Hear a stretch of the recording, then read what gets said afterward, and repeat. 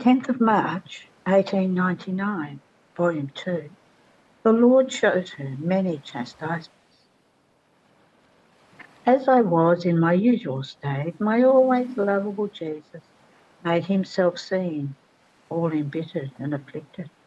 And he told me, "My daughter, my justice has grown too heavy, and the offences I receive from men are so many that I can no longer sustain them.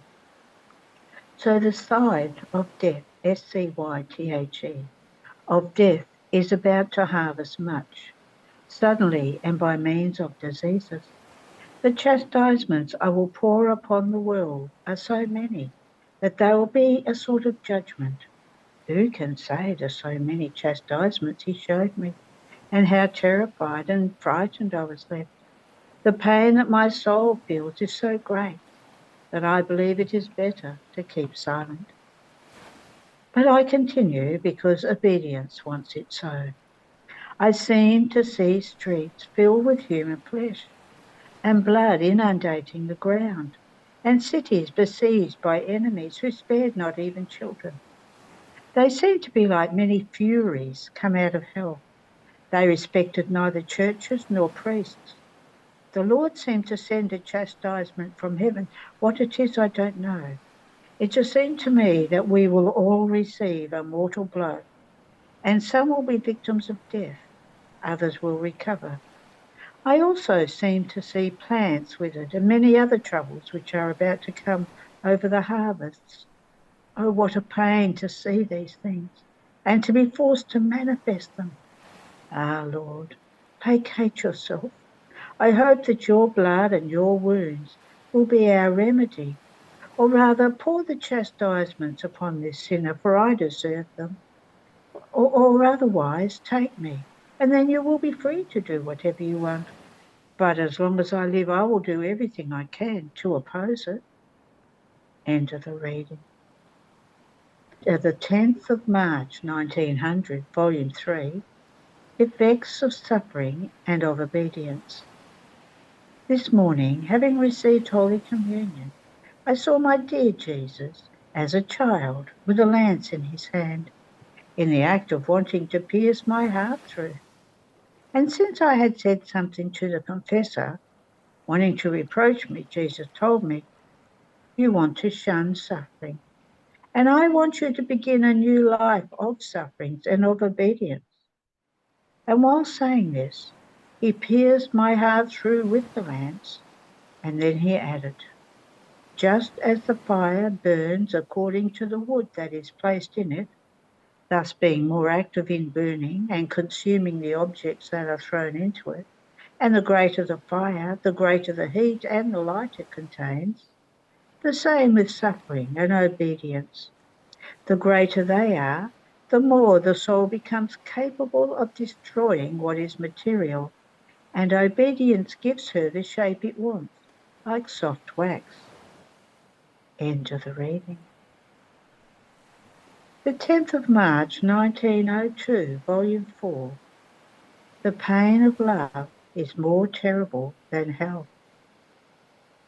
As I was in my usual state, I felt myself outside of myself, going in search of my adorable Jesus, but I could not find him. I would repeat my searches, my crying, but it was all in vain. Not knowing what else to do, my poor heart agonized and absorbed a pain so sharp that I'm unable to explain it. I can only say that I do not know how I was left alive. While I was in this painful situation, though always searching for him, unable to abstain for one moment from making new searches, finally I found him, said to him, "How can you make yourself so cruel with me, Lord? Look a little bit yourself whether these are pains which I can tolerate." And completely exhausted, I abandoned myself into his arms. All compassion for me, and looking at me, Jesus told me, "My beloved daughter, you are right. Calm yourself, for I am with you, and I will not leave you. Poor daughter, how you suffer. The pain of love is more terrible than hell. What is it that tyrannizes one the most? Hell or an opposed love, a hated love? What can tyrannize a soul more than hell? A loved one. If you knew how much I suffer in seeing you tyrannized by this love because of me, so as not to make me suffer so much, you should be more calm when I deprive you of my presence. Imagine yourself. If I suffer so much in seeing one suffer who does not love me and offends me, how much more do I suffer in seeing one who loves me suffer? On hearing this, moved, I said, Lord, tell me at least whether you want me to try to go out of this state without waiting for the confessor when you do not come. And he added, No, I do not want you to go out of this state before the confessor comes. Leave every fear. I place myself in your interior, holding your hands in mine, and at the contact of my hands, you will know that I am with you. So when the yearning for him comes to me, I feel my hands being clasped by those of Jesus. And in feeling that divine contact, I calm down and I say, It is true, he is with me. Other times, as the desire to see him comes more strongly, I feel my hands being clasped more tightly by his.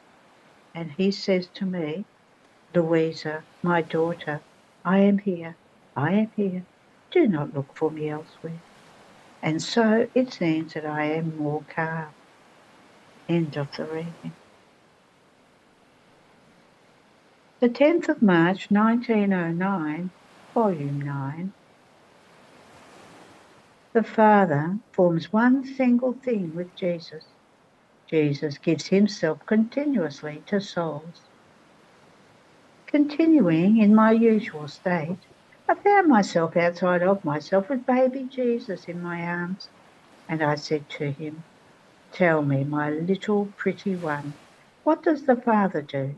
And he, The Father forms one single thing with me.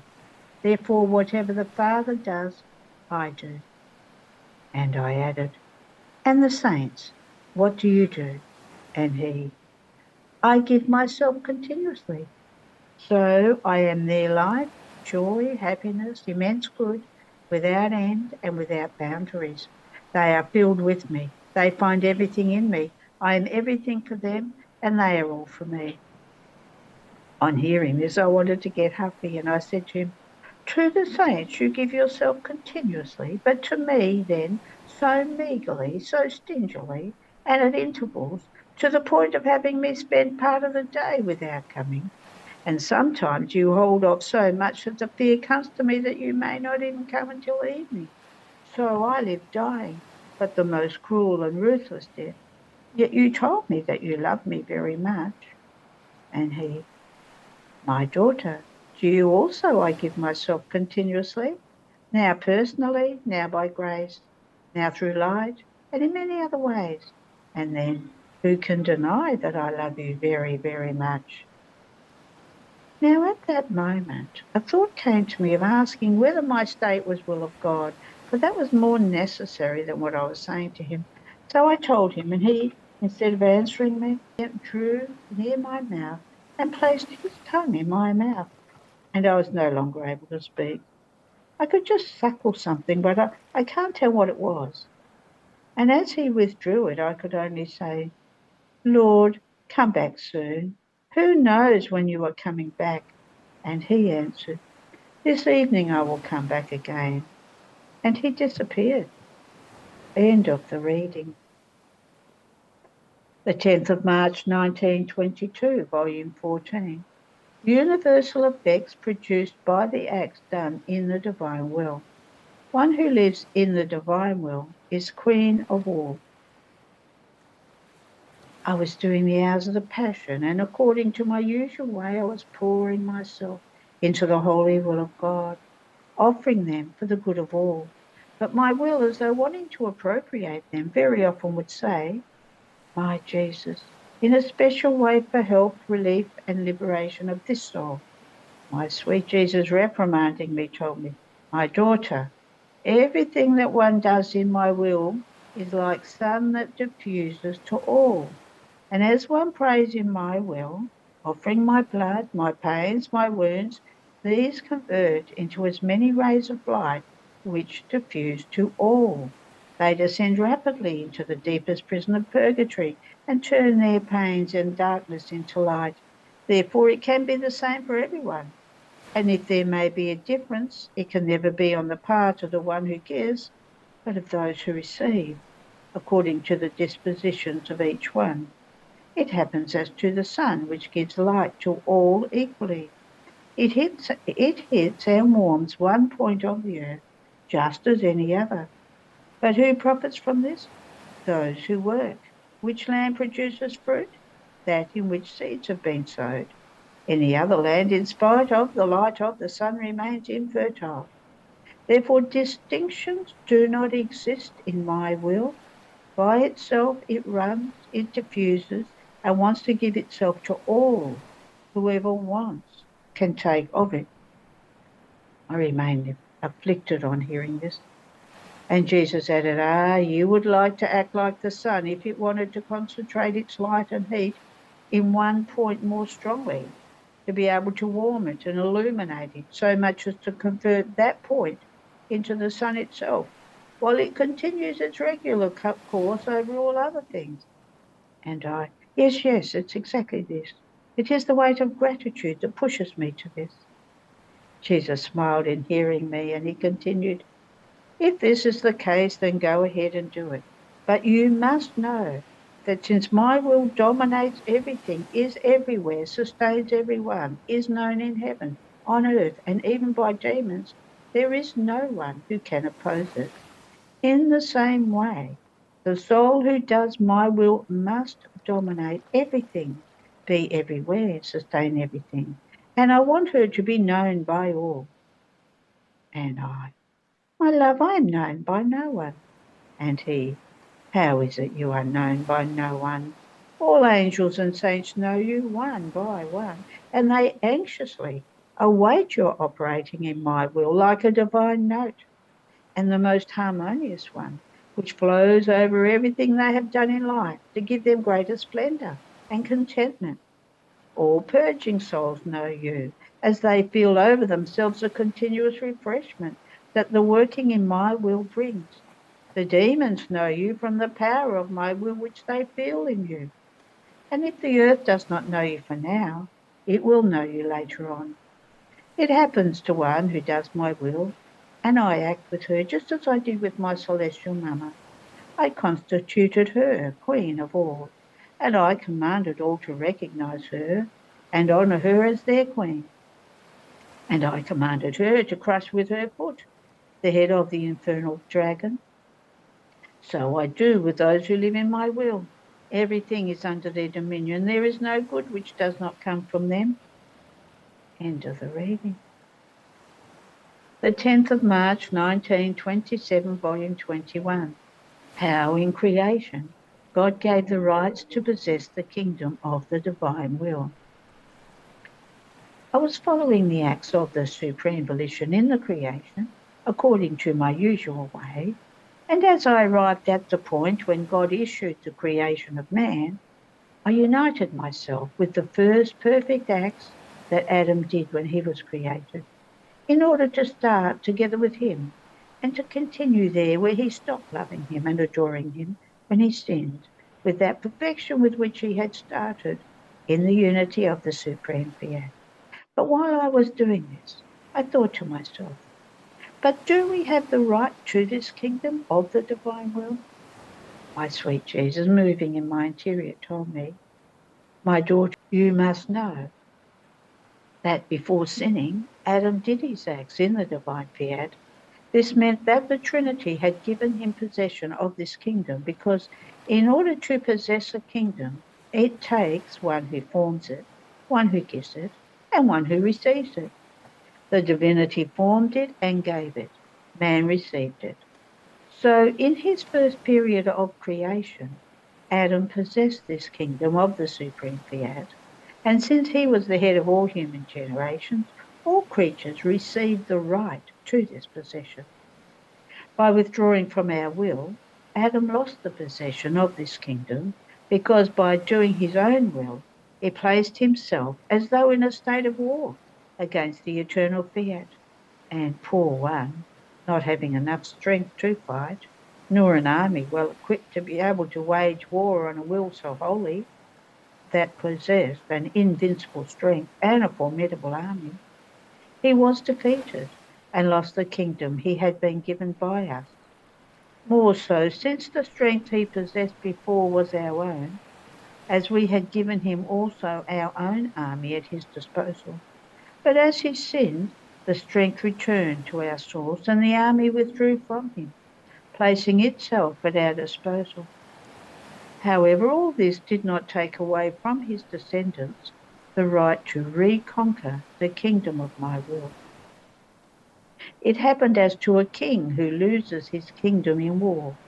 Can there not be the chance that one of his children with another war may reunite the kingdom of his father that once was his? More so, since I, divine conqueror, came upon earth to make up for the losses of man, and finding anyone who would receive this kingdom, I would give him back the strength, placing my army at his disposal once again, in order to maintain its order, its decorum, its glory. And what is this army? It is the whole creation, in which, more than a marvellous and formidable army, the life of my will is bilocated in each created thing, in order to maintain the life of this kingdom. Only if man saw the whole invincible army of creation disappear, then would he lose the hope to possess this kingdom again. Then could one say, God has withdrawn his will from the face of the earth, and vivified it, embellished it, enriched it. There is no more hope that the kingdom may be in our possession. But as long as creation exists, it is a matter of time in order to find those who want to receive the kingdom. And besides, if there were no hope to possess this kingdom of the divine fiat, it would not have been necessary that I manifest to you so many knowledges about it, either its will that wants to reign, or its sorrow because it does not reign. When something cannot be realized, it is useless to talk about it. Therefore, I would have had no interest in saying so many things that regard my divine will. So my mere speaking about it is sign that I want it to be possessed once again. End of the reading. The 10th of March, 1935, Volume 33. Everything that one does in the divine will does not remain down on earth, but departs for heaven in order to take its royal place in the celestial fatherland. I am always returning into the interminable sea of the divine will in order to take its little drops that nourish, conserve, and make grow the life of the divine will that I feel in me. In fact, every truth that regards it is a dinner that Jesus gives me, all celestial and divine, in order to nourish me and the supreme fiat.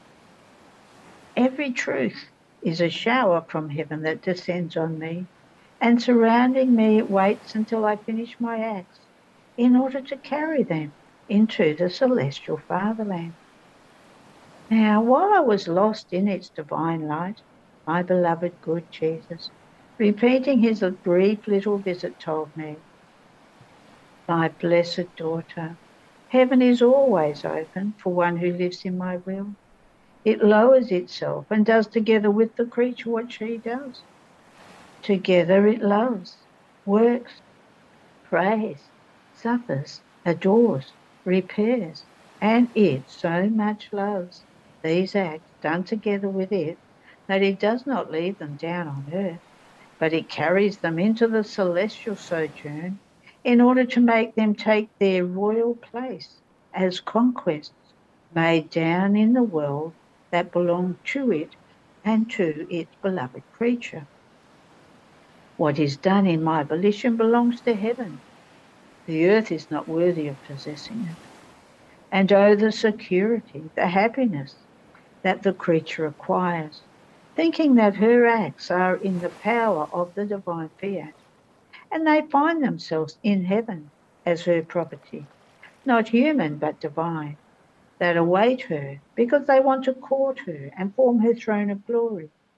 So much is its love, its jealousy, the identification that it feels with these acts done in its volition, that it does not even leave them in the creature, but it holds them with itself as birth of its life and births of the creature, in order to be able to enjoy them and to feel the pleasure of being loved, and as an advance that it must give her of glory in the celestial fatherland. These acts done in my volition act as narrators of the story of love that passes between the Creator and the creature.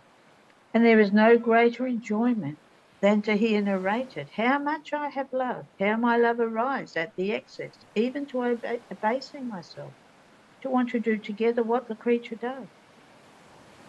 Not only this, but it narrates to me her love, that she has received my acts in hers. Therefore, a reciprocal love forms between the one and the other that makes each other happy. Oh, how beautiful it is to see that while she is still passing through the exile, her acts are in heaven as my conquests that I have made in the human will, and each one taking its office. Some love me as I know how to love, some adore me with divine adorations, and some form for me celestial music in order to extol me, praise me, and thank me for the great portent of the operation of my will.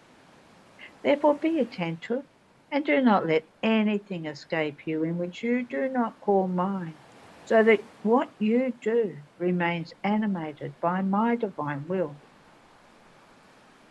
So I continued to think about the supreme fiat, and thousands of thoughts crowded in my mind. My lovable Jesus added, my daughter, the creature was created by us, all in order to us.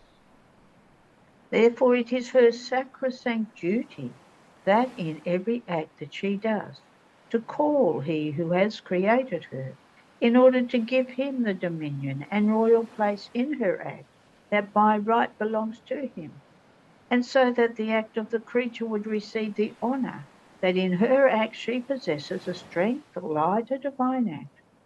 It is our will that she must be completely filled with the divine being, and if she does not do this, she denies to us one of our rights.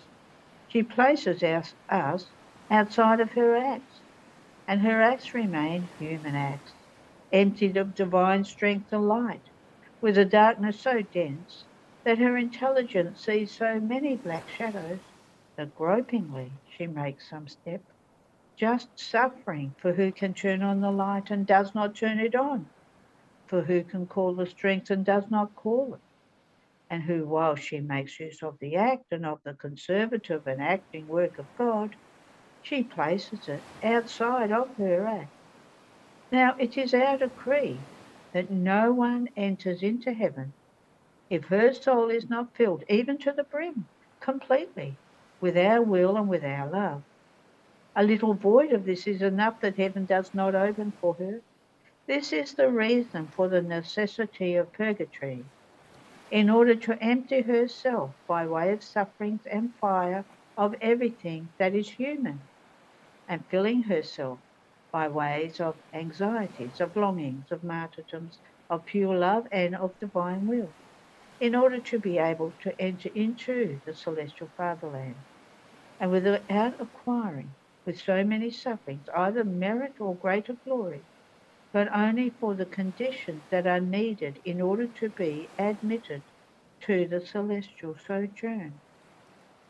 On the other hand, if they would have done it on earth by calling our life in their acts, every act would be one greater glory, one additional beauty, sealed by the works of her Creator.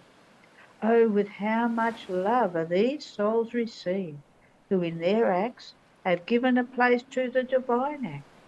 In meeting with us, we recognize ourselves in her, and she recognizes herself in us. and recognizing each other. Such and so much is the happiness of both, that the whole of heaven remains surprised in seeing the joys, the glory, the beatitude that the Supreme Being pours over this fortunate creature. Therefore, I want you always in my will and in my love, so that love burns what does not belong to me, and my will, with its paintbrush of light, forms our act in your act. End of the reading. There are no more readings today.